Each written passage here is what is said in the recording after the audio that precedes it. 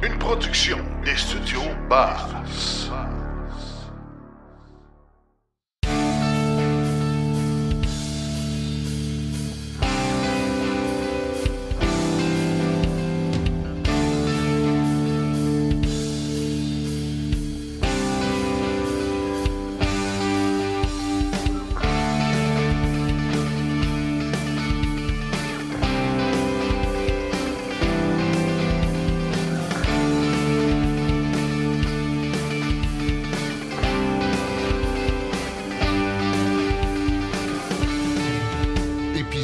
Hors série. Alors, fidèle à nos habitudes, mais avec un peu de retard, nous voilà avec les statistiques trimestrielles de l'AVEQ à propos des immatriculations de voitures électriques. Et cette fois-ci, on a uniquement en studio Jean-François Morissette. Bonjour Jean-François.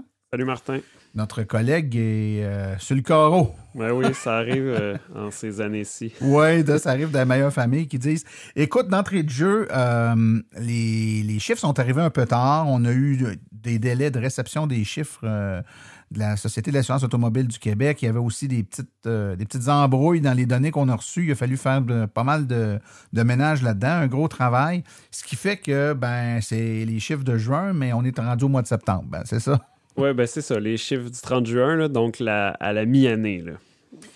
Et commençons donc tout de suite dans le vif du sujet. C'est le premier paramètre qu'on regarde tout le temps, c'est le nombre de véhicules immatriculés sur nos routes. On est rendu à combien? Presque 150 000. À l'heure où on se parle, c'est sûr qu'on l'a dépassé, mais 149 729 enregistrés au 30 juin 2022. Ça veut dire une progression là, de presque 12 000, 11 988 sur le deuxième trimestre, là, donc en avril, mai, juin. Là. C'est 8,7 Martin, ça, de progression. Là. 8,7 sur 3 mois. Exact. Si on compare avec les autres années, est-ce qu'on fait bonne figure? Parce qu'on sait que, et c'est la trame de fond, là, c'est la quasi-absence de disponibilité de véhicules pour la vente. Là, si je dis absence, il s'en est vendu, on vient de dire qu'il s'en est vendu quand même 12 000 dans le trimestre. On dit il y en a, mais il n'y en a vraiment pas assez pour fournir à la demande. Si on compare avec les autres années, qu'est-ce que ça donne? Si on le tourne positif, en absolu, c'est le deuxième meilleur trimestre de l'histoire, là, à presque 12 000. Là. Donc, c'est bon, mais à chaque année, les chiffres grossissent. Là, donc, si on le regarde en relatif, 8,7, le trimestre équivalent l'année dernière, en 2021, on avait eu 12,5 de progression. Là. Fait que c'est un ralentissement certain. Puis, si on recule même le trimestre équivalent en 2020, c'était 10,3 malgré les embrouilles du début de la COVID. Puis en 2019, on était presque à 20 de croissance à ce moment-ci, là, trimestriel. Donc, clairement, la croissance ralentit. Dans l'absolu, c'est des bons chiffres quand même. Mais comme tu viens de le dire, on sent bien puis on voit bien que c'est pas une question de demande. Là. C'est vraiment l'offre qui limite là, parce qu'il n'y a pas une voiture de disponible puis on réussit à avoir des chiffres quand même. À peu près 4 000 véhicules par mois, là, c'est 3 996 par mois quand même. Hein? Qu'est-ce que ça serait? C'est toujours la question qu'on se pose. Qu'est-ce que ça serait si c'était le marché qui se régulait par lui-même plutôt que par la force des choses? Là? C'est-à-dire que s'il y avait autant de véhicules que les gens peuvent en commander, on serait rendu à combien? On ne le saura jamais. Ça, on ne le saura jamais.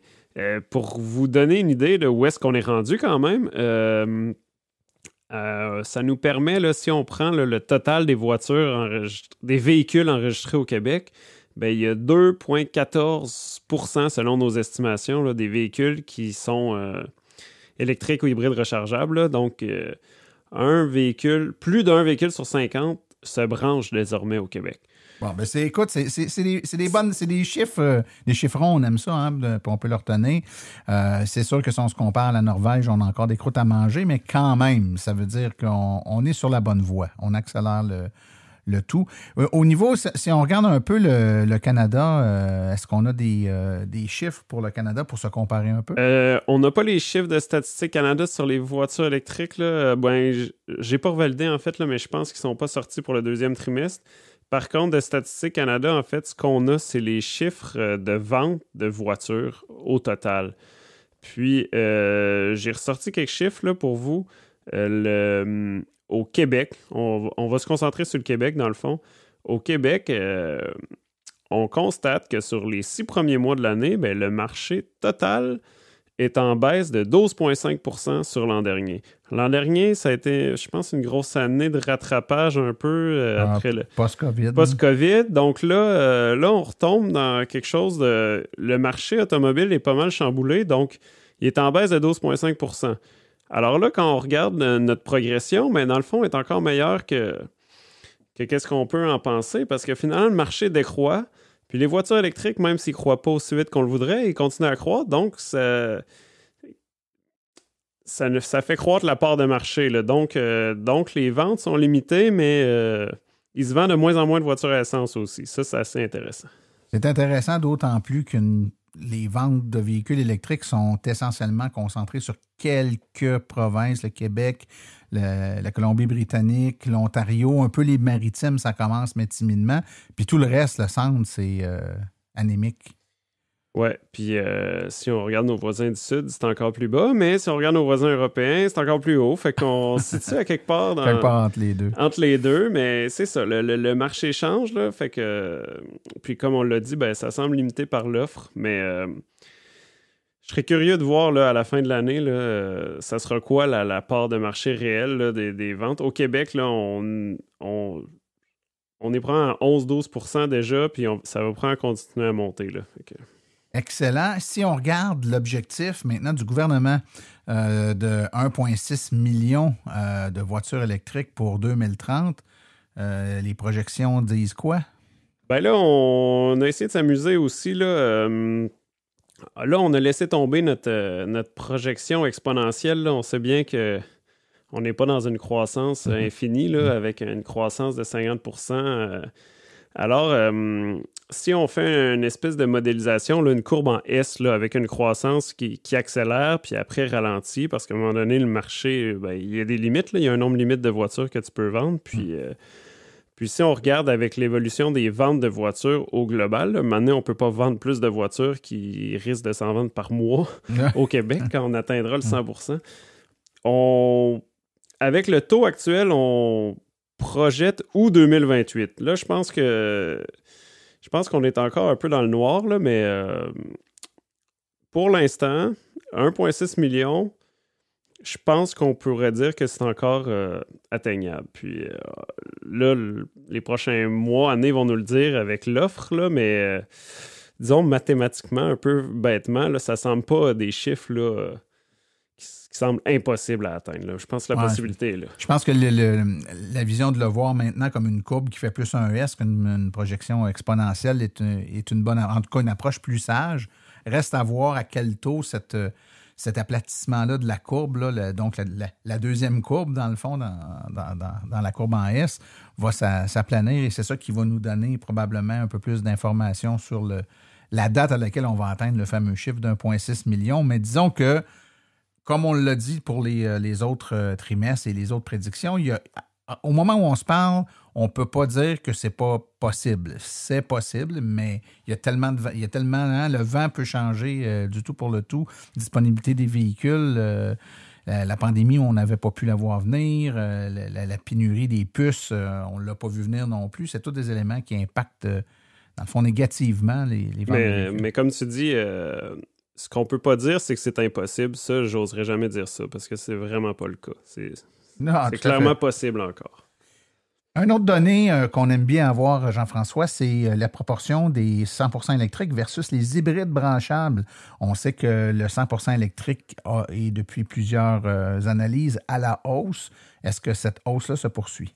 Oui, mais on regarde ça depuis longtemps. Là. On avait eu un petit soubresaut des hybrides rechargeables là, le 2-3 trimestres. Mais là, on est revenu sur une tendance là, vers l'augmentation du tout électrique. Pour ce trimestre-ci, un peu... la différence est un peu moindre. Là. On a quand même... on a 62% de nos nouveaux enregistrements là, qui sont en 100% électrique. Ça veut dire 7500 environ voitures toutes électriques ce trimestre-ci versus 4500 hybrides branchables. Puis ça nous mène au total, si on regarde tout notre parc, là, à 58,47% en tout électrique, 41,53% en hybride rechargeable. Donc, on approche le 60-40. Là. On approche le 60-40, mais le trimestre était à peu près dans les mêmes chiffres, là, donc il ne fait pas bouger l'aiguille tant que ça, ce trimestre-ci. Là. Fait qu'il y a des hybrides rechargeables qui tirent encore bien leur épingle du jeu. Maintenant, les modèles de véhicules les plus populaires au niveau des immatriculations, est-ce qu'on a de grandes surprises? Donc, la Model 3 qui est en première place, elle maintient sa première place? La Model 3, bien sûr. Ce serait difficile de faire autrement. Ils sont à peu près les seuls qui livrent des véhicules Tesla de ce temps-là. Hein? Ben oui, on va voir ça. Ils ont encore eu un bon trimestre. En fait, là, si on regarde là, notre top 20, disons, là, historique, là, pas de changement dans les 4 premières positions. Fait que le Model 3... 18 190, là, il s'en est ajouté 1128. C'est bon. On s'enligne vers les 20 000. Là. Je pense que c'est un jalon quand même qui va être intéressant à souligner. Mais c'est la moitié de la progression du trimestre précédent. Fait qu'au début de l'année, Tesla ont livré plus de modèles que maintenant Model 3. Mais là, je pense qu'il y a une influence des rabais gouvernementaux là, qui vient jouer ici.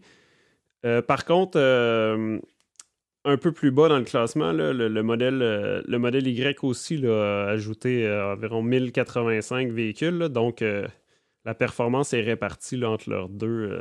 Leurs deux plus populaires. Les deux plus populaires. La Toyota Prius Prime reste deuxième, mais est assez loin, là, 13 128. Il s'en ajoute 452 dans le trimestre.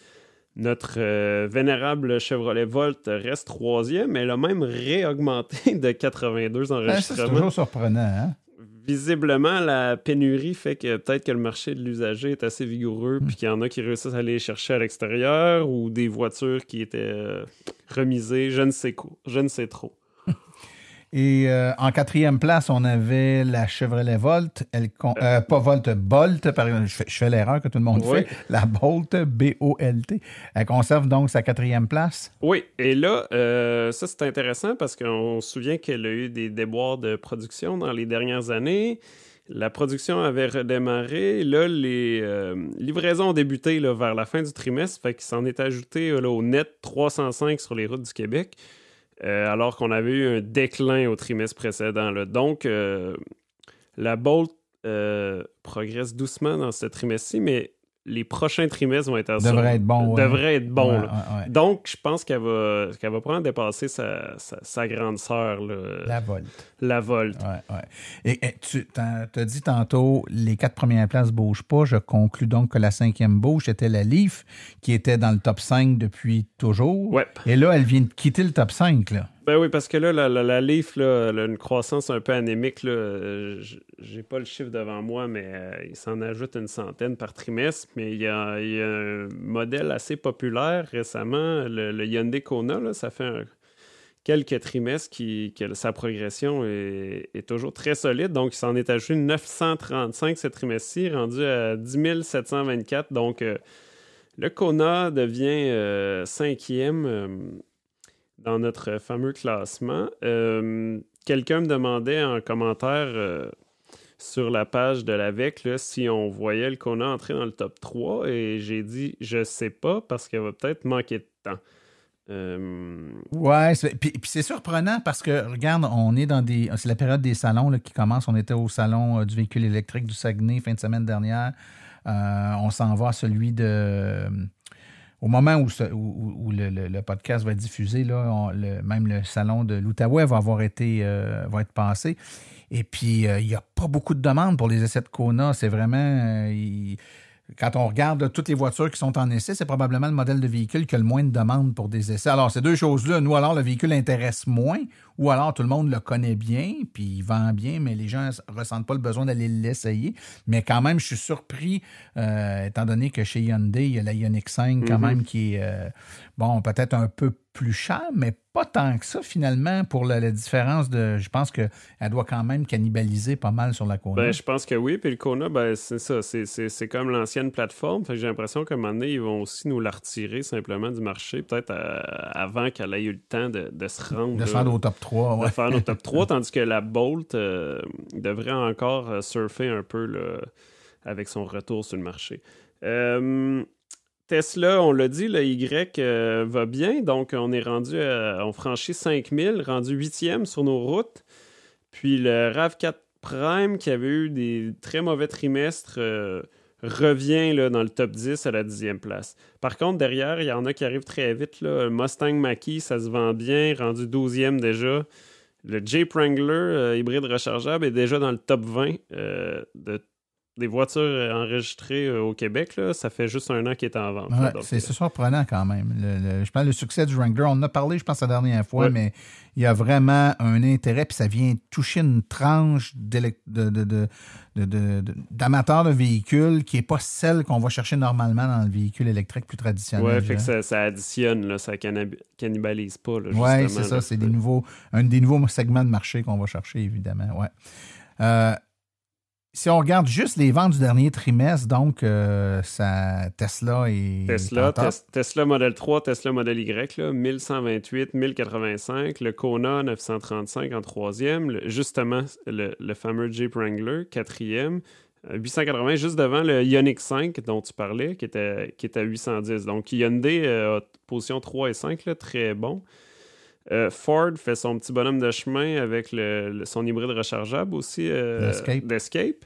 553 dans le trimestre. Puis un autre modèle qu'on n'a pas eu le temps de parler encore, mais parce qu'il vivait la même chose que la Bolt, mais la Bolt dans sa version EUV, qui fait un meilleur trimestre encore que la Bolt, à 509 là, d'addition. Là, fait que ça, c'est très bon.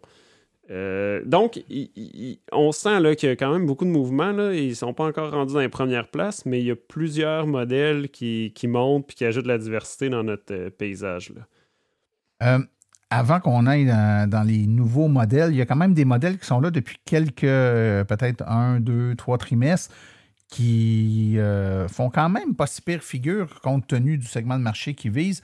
Entre autres, la Polestar 2, on en entend en tout cas de plus en plus parler sur les réseaux sociaux. Il y a de plus en plus de propriétaires, de toute évidence.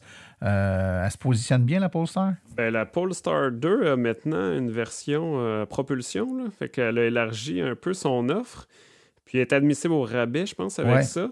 Fait que là, elle est quand même 15e du trimestre. Là, pour une voiture un peu nichée comme ça, c'est pas mal bon. Il s'en est ajouté 191 sur nos routes là, en 3 mois. Là. Moi, j'aurais pas prédit ça. Puis dans un tout autre créneau, là, je voulais souligner 2 autres présences dans la progression du trimestre. Le Ford E-Transit, là, le camionnette, petit camion utilitaire, là, 16e du trimestre, plus 185. Fait que ça, c'est un tout nouveau créneau aussi dans le marché. Là, puis je pense que c'est promis un bel avenir. Là. J'imagine que c'est complètement limité par l'offre aussi. Là, donc, c'est pas mal bon. Puis, on s'est amusé à regarder ça. Les fameux scooters électriques, là, si on ne regarde pas là, un modèle individuellement, mais si on prend l'ensemble des scooters, c'est la 18e progression de notre trimestre là, avec 157 nouveaux scooters électriques. Ouais, c'est intéressant. Il faut rappeler que les scooters électriques sont immatriculés. Ils sont légaux parce qu'ils sont immatriculés. Là, ils ne sont pas soumis à la même problématique de grille juridique que vit, par exemple, la trottinette électrique. Ou les vélos. Oui, c'est ça. Et là, ils sont immatriculés. Donc, non seulement ils sont légaux parce qu'ils sont immatriculés, mais en plus, étant immatriculés, on est capable de les suivre du point de vue statistique. Donc, 18e place, c'est quand même très intéressant. Ça veut dire qu'il y en a un peu un autre, ces routes. Là, il s'en est ajouté, dis-je, 157. C'est quand même bon. Il y a des nouveautés dans le trimestre, des nouveaux véhicules qu'on n'avait pas avant? Toutes sortes de nouveautés dans toutes sortes de créneaux. D'abord, là, Genesis, là, le GV60. Le GV60, exactement, qui a 47 véhicules. Là, fait que C'est une entrée en scène. J'imagine que c'est un peu l'équivalent du Ioniq 5 ou... c'est plus haut de gamme. Plus haut de gamme, mais sur la même plateforme. Oui, c'est ça. Oui, exact. C'est ça. Donc c'est ce genre de véhicule-là, c'est jamais des chiffres incroyables, mais moi, j'aime toujours ça, voir des nouvelles marques entrer dans le marché. Là. Après ça, ben là, on a des trucs assez intéressants. Là.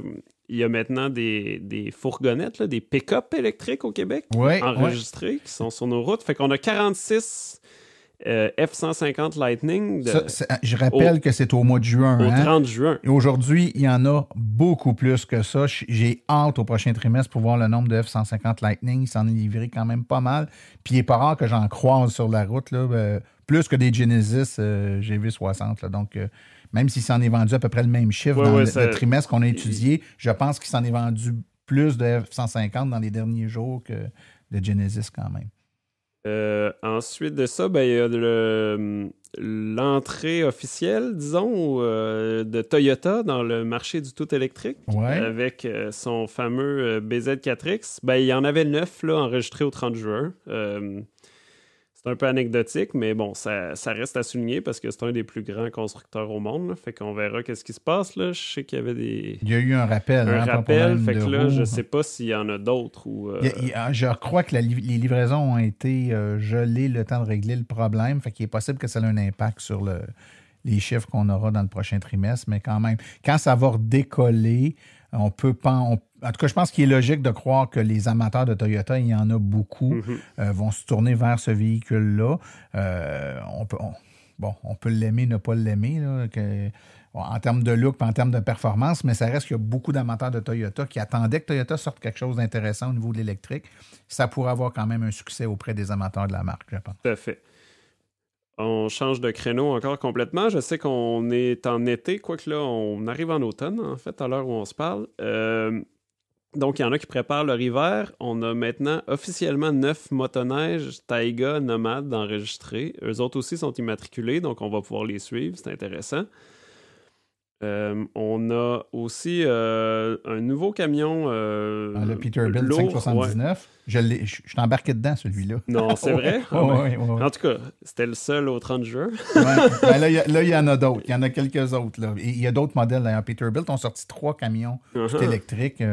Un classe 6, un classe 7 et un classe 8. Donc, ça va être intéressant de suivre ça parce que pour travailler dans le domaine, là, il y a beaucoup d'engouement alentour du transport de marchandises électriques et Peterbilt devrait bien se positionner là, ici au Québec comme Lyon et d'autres. Là. On sait que dans les grands formats, il y a les autobus là aussi qui a beaucoup de mouvements. Mais là, on a un nouveau joueur. C'est un autobus pour l'aéroport Icobus 3000. Donc, il y en aurait un au 30 juin. Je ne sais pas s'il y a des plans pour en avoir plus. Je ne sais pas exactement c'est quoi ce créneau-là. Il faudra investiguer là-dessus. Puis, GM a des projets de grandeur aussi avec... ils ramènent un Hummer tout électrique. Oui. Il y en a un au Québec. Il y en a un au 30 juin. Je ne sais pas si c'est un modèle démo. De démo. Oui, probablement, parce que je pense pas que ça soit disponible au grand public encore. C'est ça. Mais il apparaît dans nos chiffres. Là, c'est ça. Des fois, on voit des démos. Là, c'est des tout petits chiffres, mais c'est quand même un modèle particulier. Là, c'est toujours amusant à souligner. Et si on regarde les chiffres du dernier trimestre là, au niveau des nouveautés, en fait, le Ford e-Transit se positionne bien quand même. Oui, c'est ça. Là, ici, j'arrive dans un segment où je vous parle des nouveautés qui sont apparues au trimestre précédent. Fait que c'est toujours le fun de regarder leur progression. Là. Donc, le e-Transit, on venait d'en parler, qu'il y en avait eu 185 de plus. Donc, il y en avait 238 déjà au 30 juin.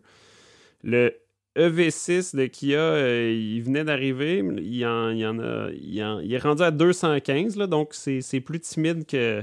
Une petite progression. C'est plus timide que chez Hyundai. J'imagine que c'est simplement une question d'offre encore, là, parce que la demande doit être pas mal plus grande. Il y a des belles listes d'attente pour le EV6, effectivement.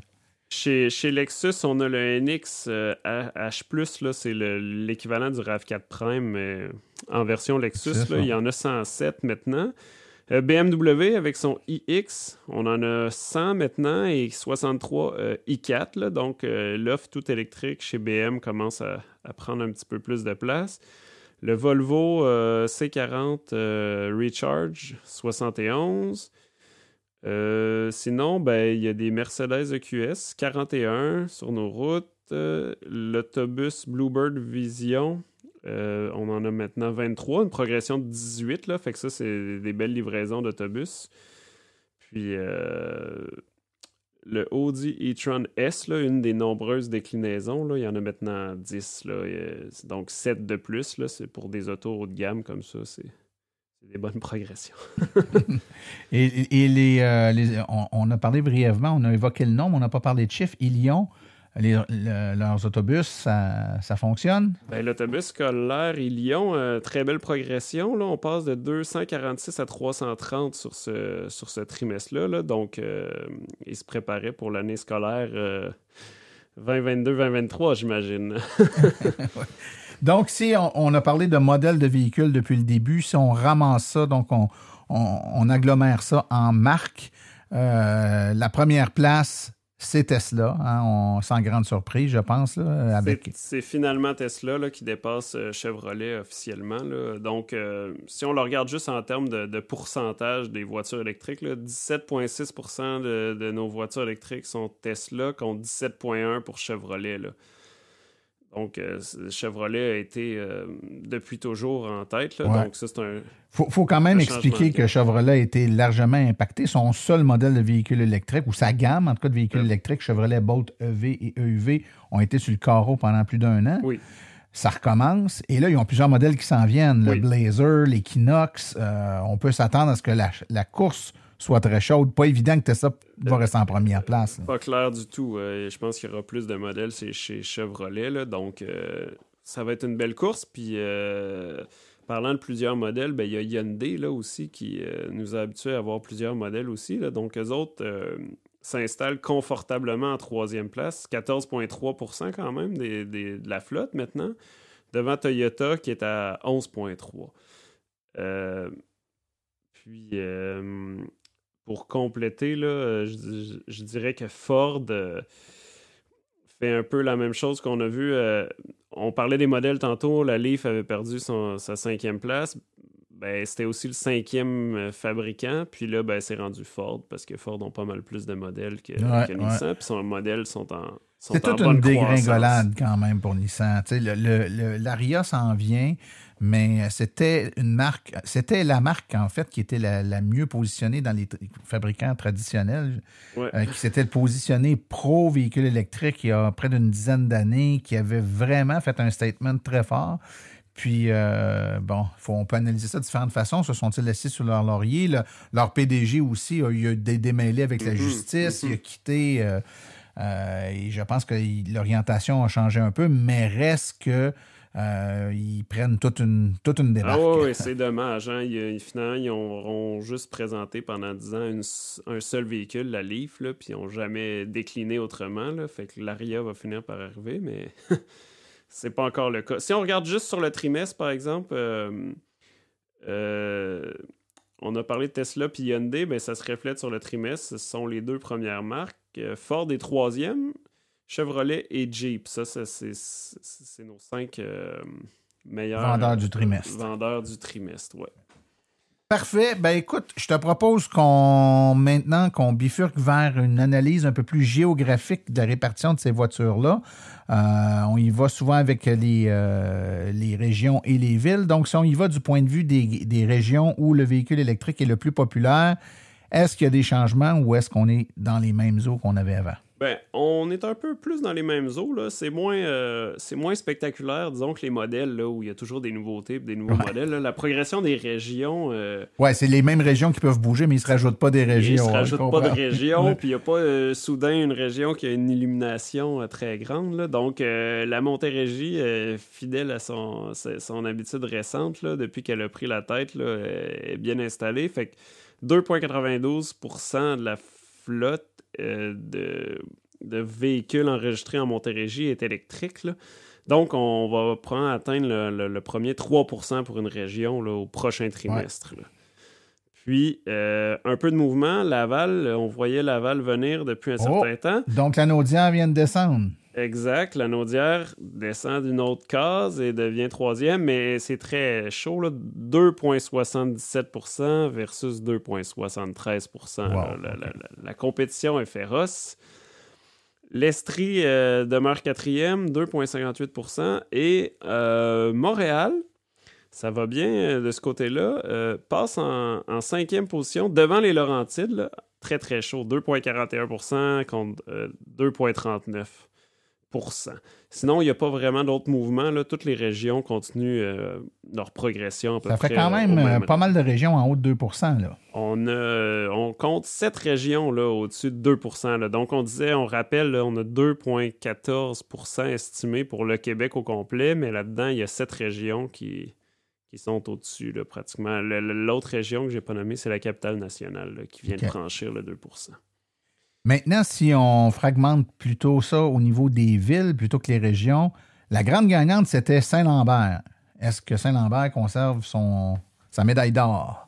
Oui, mais peut-être c'est sa dernière. Non, je ne sais pas si c'est sa dernière, mais peut-être qu'elle aura l'argent la prochaine fois, parce que là, Saint-Lambert est à 5,91. Là, on est presque à 6%, donc presque trois fois la moyenne. C'est un bon taux de pénétration, là. Mais il y a Amstead, là, dans l'ouest de l'île de Montréal, qui est deuxième à 5,89%. Puis elle a une croissance beaucoup plus rapide là, sur les derniers trimestres. Fait que moi, je lui ai prédit la première place pour la prochaine fois où on va jaser ça. Puis si on regarde ensuite les autres villes où ça va bien. Là, on a toujours les mêmes villes qui changent d'ordre un peu. Là. Bromont, Saint-Bruno de Montarville, Offord... suivent sont au-dessus de 5%, puis j'ai dénombré Mont-Saint-Hilaire, Westmount, Rosemère et Lorraine aussi. Là. Donc, on commence à avoir plusieurs municipalités au-dessus de 5%. Excellent. Ben écoute, ça a fait quand même un survol assez exhaustif de la situation. On rappelle évidemment à tous nos auditeurs que là, on analyse et on fait parler des chiffres. L'ensemble des données de tous ces chiffres-là sont présents sur le site web de l'Association des véhicules électriques du Québec. Donc, vous avez dans le menu principal en haut un onglet qui s'appelle Statistiques, là, et vous avez accès aux statistiques là-dedans. Puis vous avez d'ailleurs, la plupart du temps, dans la page d'accueil là, en haut à droite, aussi, vous avez des liens qui vous permettent d'accéder directement aux données. Donc, il y a un tableau infographique avec un résumé très intéressant. Et tous les tableaux, autant sur les ventes de véhicules, les répartitions géographiques, etc., sont des tableaux interactifs que vous pouvez interroger, dans lesquels vous pouvez aller changer les paramètres. Donc, demander d'afficher simplement une marque ou une ou deux marques. Ou par exemple, si vous êtes un journaliste de la région de la Naudière et vous voulez avoir des chiffres pour la Naudière, vous pouvez aller dans le tableau qui traite des régions puis venir filtrer uniquement pour la région de la Naudière ou certaines villes, en particulier la Naudière. À toutes les fois que je rencontre des journalistes et puis qu'on me demande des données, je prends toujours un plaisir de leur montrer à quel point ils pourraient se nourrir eux-mêmes à ces données-là. Ils sont souvent surpris de voir à quel point c'est étoffé et pratique là, d'être capable d'aller chercher ces données-là. Donc, gênez-vous pas pour jouer avec ça, puis aller chercher toutes les données. Donc, les journalistes qui nous écoutent, vous pouvez vous aller chercher des données beaucoup plus précises, beaucoup plus ciblées sur la région ou en tout cas sur des modèles de véhicules si vous le voulez. Puis, gênez-vous pas pour poser des questions à l'AVEQ si vous cherchez de l'information puis que vous avez besoin d'aide pour vous guider là-dedans. Bien, mon cher Jean-François, est-ce qu'on a fait le tour de la question pour... On a fait le tour de la question. J'espère qu'on va recevoir dans pas si long, finalement, parce que là, on attend les chiffres du 30 septembre en espérant les avoir un peu plus vite. Oui, on va laisser finir le mois de septembre, mais on espère les avoir avant le mois de décembre, cette fois-là. C'est ça. Donc, on pourrait peut-être se reparler à une fréquence un peu plus rapprochée. C'est possible. Écoute, j'en profite pour te remercier pour tout l'excellent travail que tu as fait là-dedans. Remercie aussi notre collègue Fred. Il n'est pas là aujourd'hui parce qu'on l'a dit en entrée de podcast. Là, le pauvre est malade, il est sur le carreau, mais quand même, il y a un travail colossal qui a été fait en arrière de ça pour à la fois produire l'article qui est publié sur le site de l'AVEQ, mais également l'analyse pour être capable d'en parler tel qu'on l'a fait aujourd'hui. Donc, Jean-François, je te souhaite... je nous souhaite de se revoir très bientôt, d'ici un mois, peut-être un mois et demi. Ça serait fantastique. Puis on pourra faire le troisième trimestre de 2022. Excellent. Je te remercie beaucoup. Bye.